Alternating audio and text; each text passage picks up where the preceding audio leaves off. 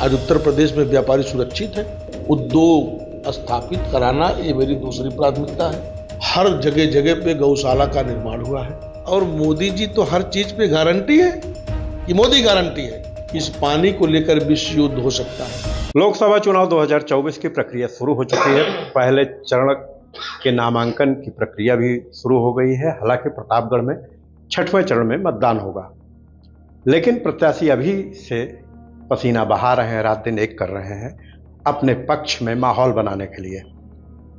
हमारे साथ बात करने के लिए मौजूद हैं भाजपा के सांसद संगम लाल गुप्ता। संगम लाल जी, किस तरह की स्थितियां देखने को मिल रही हैं क्षेत्र में? देखिए, सरकार ने जो काम किया है, मोदी जी ने जो विकास के कार्य किए हैं, मोदी जी ने जो देश की इन 10 सालों में समाज के अंतिम पायदान पर जो व्यक्ति है उसके जीवन में परिवर्तन लाया है। माननीय मुख्यमंत्री जी ने उत्तर प्रदेश में जो कार्य किए हैं, जो विकास किए हैं, आज उत्तर प्रदेश में अमन और चैन है। आज उत्तर प्रदेश में व्यापारी सुरक्षित है, किसान नौजवान को सम्मान मिल रहा है और हर व्यक्ति रोजगार से जुड़ रहा है, आत्मनिर्भर बन रहा है। तो इन सब चीजों के को लेकर जनता, लेकिन प्रतापगढ़ में तो पलायन हो रहा है, रोजगार की कोई व्यवस्था नहीं है। देखिए मनोज जी, मैं आपसे ही पूछना चाहता हूं, हमारे कार्यकाल 5 साल के हैं और 2 सालों में पूरा दुनिया त्रस्त रहा। 3 साल हमें जो मौका मिला है, हमने निरंतर रात दिन एक करके प्रतापगढ़ के परिवर्तन के लिए हमने काम किया है। प्रतापगढ़ में इसके पहले भी कई सारे सांसद हुए, सिर्फ बाईपास की चर्चा पे लोग सांसद बन जाते थे। युवा प्रतापगढ़ ही नहीं, पूरे देश का परेशान है रोजगार के लिए। किसान परेशान है, छुट्टा साणों से और एमएसपी को लेकर के सब आंदोलित हैं। क्या कारण है? देखिए, न तो किसान परेशान है, न तो युवा परेशान है। ठीक है, कौन लोग हैं ये जो सड़क पे बैठे हुए हैं, पार्कों में बैठे हुए हैं? देखिए,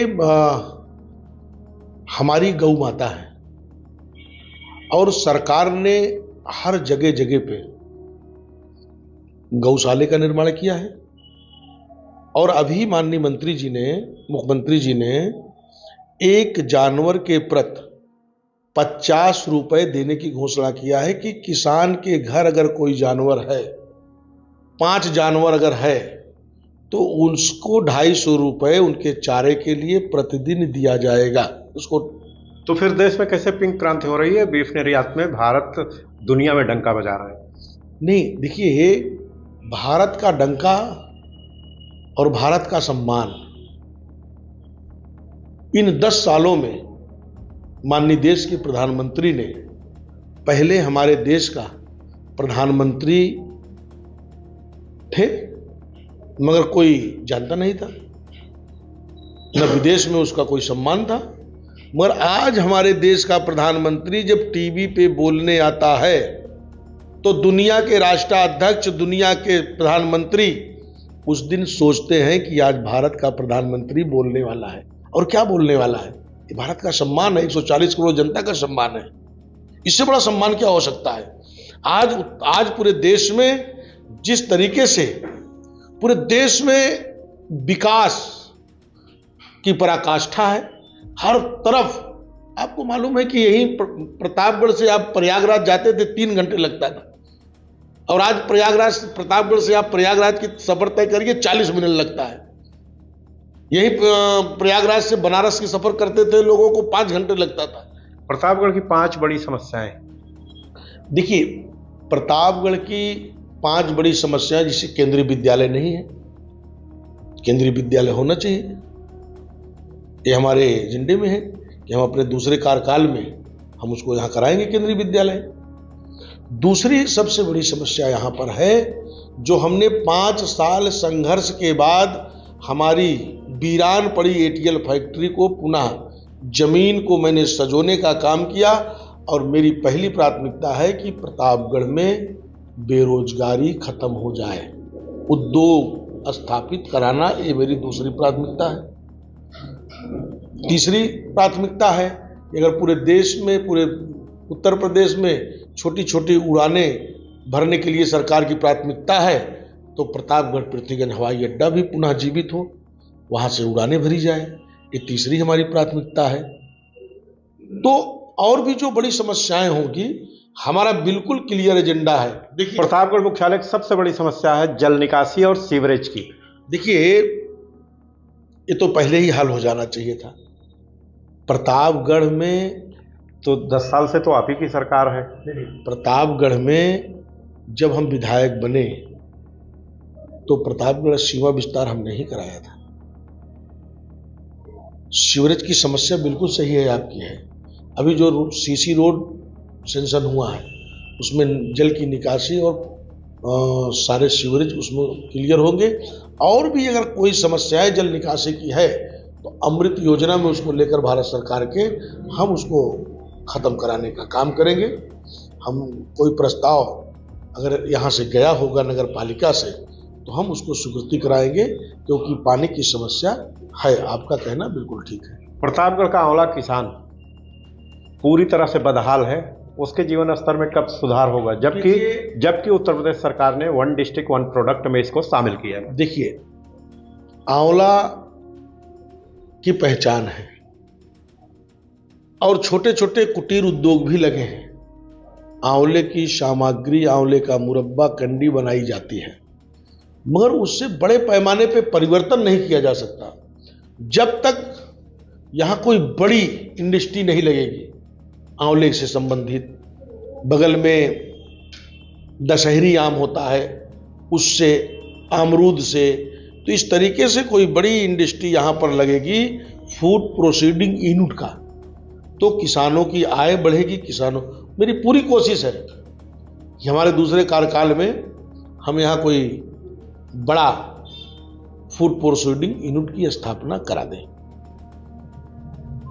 प्रतापगढ़ के खेतीहर किसान खेती परती पड़ी हुई है, छुट्टा साड़, लगातार उनकी फसल चल रहे हैं, जिसके चलते वो खेती छोड़ दिए हैं। देखिए, सरकार ने उसकी पूरी व्यवस्थाएं की है। हर जगह जगह पे गौशाला का निर्माण हुआ है। दूसरा भी एक नया और भी पॉलिसी सरकार ने लाया है, माननीय मुख्यमंत्री जी ने, कि अगर किसी किसान के पास 3 जानवर हैं तो उसको जीरो टैग करके वो 3 जानवरों के लिए चारा के लिए डेली का 150 रुपये, 50 रुपये प्रति जानवर देने के लिए सरकार ने घोषणा कर दिया है। अपने घरों में बांधकर उसको। आपने 5 साल में कुछ गांव गोद लिए थे, उनकी क्या स्थिति? बिल्कुल उनकी स्थिति अच्छी है। उन गांव में हमने रोड भी बनवाया है, बिजली की व्यवस्थाएं किया है, उसमें भारत सरकार से, राज्य सरकार से बजट भी आए हुए हैं। निरंतर हम उसके ऊपर वर्क करते रहते हैं। देखिए, विकास तो हमारी सरकार का एजेंडा है। हमारे विकास की बात कर रहे हैं तो जिले में 17 ब्लॉक हैं, जिसमें से 14 डेंजर जोन में हैं, जहां पे फ्लोराइड भरा पड़ा है, पीने लायक पानी नहीं है, और जहां फ्लोराइड नहीं हुआ आर्सेनिक है। देखिए, सरकार ने अभी माननीय देश के प्रधानमंत्री जी ने आजादी के अमृत महोत्सव, आजादी के 75वां वर्ष मनाया गया, और पूरे देश में, खाली प्रतापगढ़ नहीं, हर जगह हर सांसदों को ये निर्देशित किया गया था कि मिनिमम 75 और 75 से ज्यादा अमृत सरोवर का निर्माण कराएं, उसमें बरसात में जल भरे जाएं, क्योंकि देखिए, जल ही जीवन है। जल का स्तर बढ़ाना हर नागरिक का कर्तव्य होता है। पानी का हम जितना दोहन कर रहे हैं, अगर उससे डबल पानी धरती में नहीं जाता है तो कहीं ना कहीं एक डार्क जोन नहीं, आने वाले समय में इस पानी को लेकर विश्व युद्ध हो सकता है। देखिए, पहले हम सब बचपन में कुएं में नहाते थे, और बरसात में तो रस्सी भी लगाने की जरूरत नहीं थी, हाथ से निकाल के नहाते थे। आज देखिए, पूरे गांव में कहीं एक आपको कुआं नहीं मिलेगा। पहले गड़ही गुड्डे भरे रहते थे, आज कहीं। इसके लिए हर नागरिक का एक कर्तव्य होता है कि हम पानी को बचाएं और हमारा जल स्तर को बढ़ाएं। क्या लग रहा है इस चुनाव में आप पुनः जीत के आएंगे? देखिए, मैं तो जनता का सेवक हूं। जनता का आशीर्वाद, जनता हमारे लिए तो भगवान है। तो भगवान का आशीर्वाद जब मिलेगा तो हम विजय होंगे और हमारे कार्यकर्ता। लेकिन आपके सामने पीडीए, पिछड़ा दलित अल्पसंख्यक के आधार पे चुनाव लड़ रहे हैं, उनका ये समीकरण है, आपका समीकरण क्या है? देखिए क्या होता है, निरंतर सपा और कांग्रेस ने जनता के साथ धोखा किया है।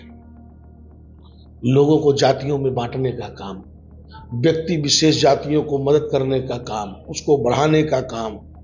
अगर भारतीय जनता पार्टी के यशस्वी प्रधानमंत्री अगर प्रधानमंत्री आवास दिए हैं तो हर समाज को दिए हैं, उन्होंने किसी जाति विशेष के लिए नहीं। अगर हम 80 करोड़ लोगों को, खासकर उत्तर प्रदेश में 15 करोड़ लोगों को अगर राशन दिया जा रहा है तो उसमें हर समाज का, हिंदू, मुसलमान, सिख, ईसाई कोई बच नहीं रहा है। अगर हमने किसान सम्मान निधि देने का काम किया है तो हर समाज के व्यक्ति को देने का काम किया है, हमने किसी से जात नहीं पूछा है। तो जातियों में जो बांटते हैं ना, किसानों की बात कर रहे हैं तो खाद की बोरी की कीमत बढ़ गई है, वजन भी घट गया है। नहीं, ऐसा नहीं है। देखिए, हमारी सरकार किसानों को लेकर बिल्कुल चिंतित रहती है। देखिए, आप एमएसपी देख लीजिए, किसानों एमएसपी के लिए ही तो किसान गोलियां खा रहे हैं, आंसू गैस के गोले छोड़े जा रहे हैं। बिल्कुल नहीं। देखिए, कुछ तथाकथित इसके लिए किसानों को सम्मान के लिए वो बिल भी वापस लिया गया। किसान जिससे संतुष्ट है, किसानों की, लेकिन एमएसपी तो दी नहीं जा रही है। नहीं, बिल्कुल किसानों की आय को बढ़ाने के लिए। अभी देखिए, किसान पहले रेल से जो माल लेके जाता था तो कहीं ना कहीं वो रेल के डब्बे में ही सड़ जाता था, मगर माननीय प्रधानमंत्री ने उसके लिए अलग से ट्रैक बिछा करके कि वो समय से पहले पहुंच जाए, कि किसानों की आमदनी बढ़ जाए।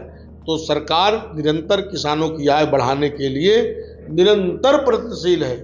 क्या लग रहा है, कितने वोट से जीतेंगे आप? देखिए, हमारे जो भगवान हैं, हम तो एक सेवक हैं, जनता ईश्वर के समान है, कार्यकर्ता हमारा देवता है। तो हमारा कार्यकर्ता ईश्वर के पास जाएगा, प्रसन्न करेगा, उनका आशीर्वाद हमें दिलाएगा। मैं उनसे आशीर्वाद की कामना भी करता हूं। आपकी लड़ाई इंडिया गठबंधन से होगी या फिर बसपा से? देखिए, हमारी तो लड़ाई किसी से ही नहीं है।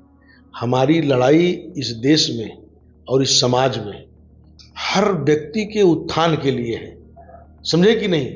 हर व्यक्ति, समाज का अंतिम पायदान पर जो व्यक्ति है, उसके जीवन में परिवर्तन लाने की लड़ाई है, कि उसको सरकार की योजनाएं बगैर भेदभाव का उसके मिले और उसके बच्चे शिक्षित हो, उसके जीवन में परिवर्तन आए।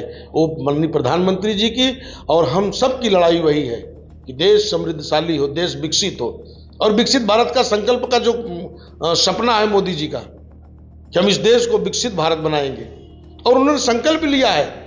और मोदी जी तो हर चीज पे गारंटी है कि मोदी गारंटी है।